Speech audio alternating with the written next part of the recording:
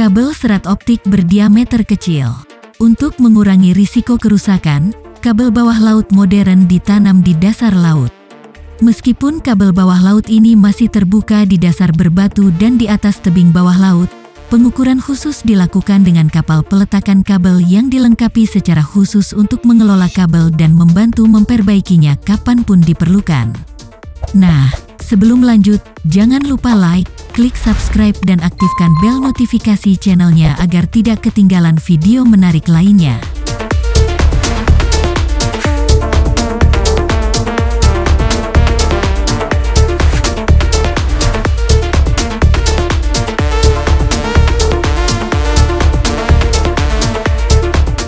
Memasang kabel transmisi bawah laut adalah kegiatan yang mahal dan menantang.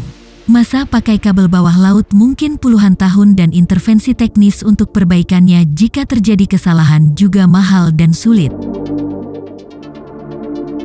Oleh karena itu, rute kabel harus disurvei dan dipilih dengan cermat untuk meminimalkan dampak lingkungan dan memaksimalkan perlindungan kabel. Kapal hanya mewakili sebagian dari perlengkapan yang dibutuhkan untuk meletakkan kabel.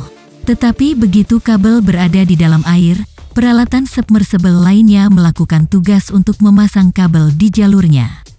ROV menggali parit di mana kabel transmisi diletakkan, memperbaiki kabel pada rute yang benar dan menutupi kabel dengan sedimen.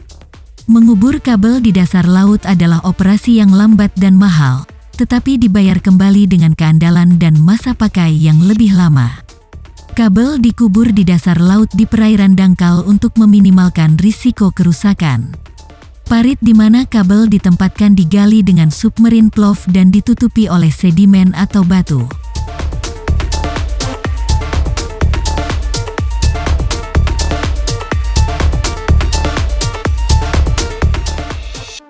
Jika tidak memungkinkan untuk menggunakan sedimen sebagai penutup, solusi lain diterapkan seperti menggunakan matras beton sebagai penutup atau menggunakan pipa artikulasi.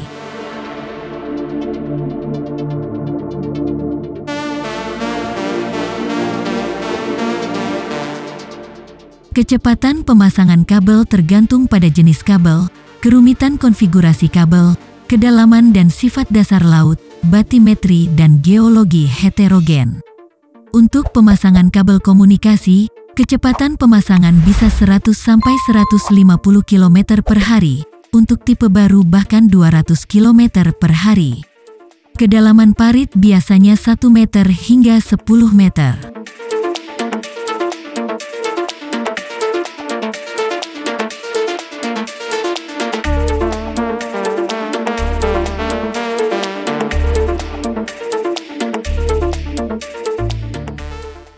Kabel harus dilindungi untuk pekerjaan di masa depan.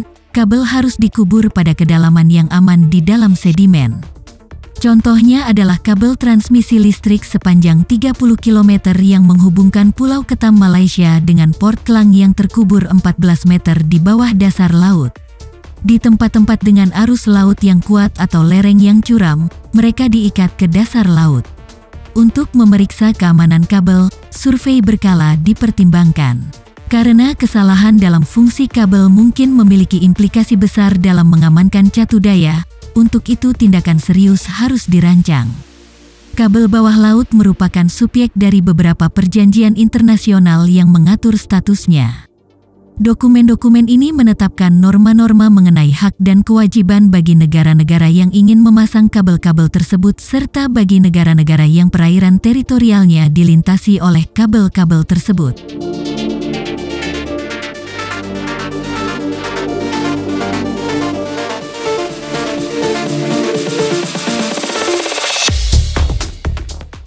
Operasi dilakukan oleh kapal khusus dengan peralatan yang sesuai. Itu sangat tergantung pada cuaca dan kondisi laut. Di daerah lintang tinggi di mana permukaan laut tertutup es atau dilintasi gunung es yang mengapung, operasi ini memerlukan tindakan perawatan tambahan dan waktu yang lama. Meskipun ada keraguan tentang dampak kabel serat optik, karena harus seperti yang diklaim oleh industri. Sebelumnya peletakan kabel bawah laut terutama didasarkan pada jalur panjang seperti telekomunikasi antar benua yang sama sekali tidak hemat biaya. Metode yang ideal adalah pertama-tama menggali parit yang diisi oleh proses alami di dasar laut, dan kemudian dari kapal peletakan kabel, memasang sebaris kabel fleksibel dengan kekuatan lebih besar dan biaya lebih rendah. Sebagai alternatif, kabel bawah air dapat diletakkan terlebih dahulu dan kemudian dikubur sebagai operasi kedua. Kabel yang digunakan harus kebal terhadap korosi dan biasanya menggunakan submarine plough demi menurunkan risiko kerusakan. Jika ada halangan saat meletakkan kabel, panjang kabel mungkin dapat dipotong dan dipasang kembali pada pengalihan rute terpisah untuk menghindari penyumbatan. Cara lain adalah menangguhkan operasi sampai halangan dihilangkan. Kabel kuat memandu submarine plough dengan keterlibatan fisik langsung. Untuk detektor elektromagnetik ini digunakan yang responsif terhadap sifat ferromagnetik dari garis baja. Operasi peletakan kedua juga membutuhkan submarine plough, menggunakan aliran air berkecepatan tinggi untuk membangun parit.